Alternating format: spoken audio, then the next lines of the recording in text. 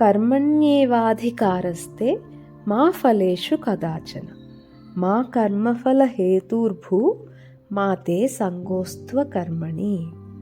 ಇದು ಭಗವದ್ಗೀತೆಯಲ್ಲಿ ನನಗೆ ತುಂಬ ಇಷ್ಟವಾದ ಶ್ಲೋಕ.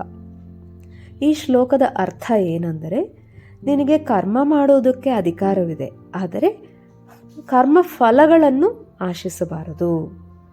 ಮತ್ತು ಎಂದಿಗೂ ಕರ್ಮ ಮಾಡೋದಕ್ಕೆ ಭಯ ಪಡಬಾರ್ದು.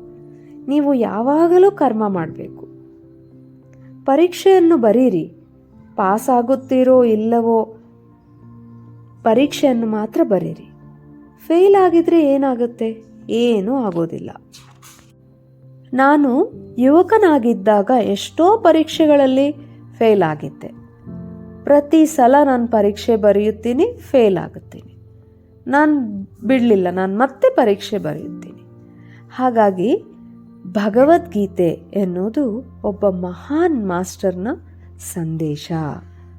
ಭಗವದ್ಗೀತೆಯಲ್ಲಿನ ಅತ್ಯುತ್ತಮವಾದ ಶ್ಲೋಕ ಏನೆಂದರೆ, ಕರ್ಮಣ್ಯೇವಾಧಿಕಾರಸ್ತೆ ಮಾ ಫಲೇಷು ಕದಾಚನ ಮಾ ಕರ್ಮಫಲ ಹೇತುರ್ಭೂ ಮಾತೆ ಸಂಗೋಸ್ತ್ವ ಕರ್ಮಣಿ.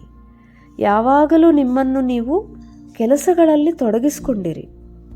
ಎಂದಿಗೂ ಸೋಮಾರಿಯಾಗಿರಬೇಡಿ ಮತ್ತು ಫಲಿತಾಂಶಗಳನ್ನುಗೋಸ್ಕರ ನಿರೀಕ್ಷಿಸಬೇಡಿ. ಈ ಒಂದು ಸಂದೇಶ ಯುವಕರಿಗೂ ಮತ್ತು ಎಲ್ಲರಿಗೂ ಕೂಡ. ಧನ್ಯವಾದಗಳು.